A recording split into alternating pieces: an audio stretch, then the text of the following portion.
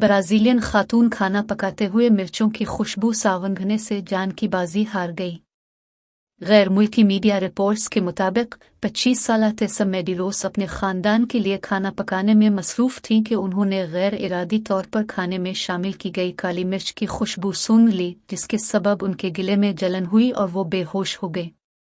टेसा को फौरी तौर पर अस्पताल ले जाया गया, जहां उन्हें इब्तिदाई तिब्बी इमदाद फराहम की गई।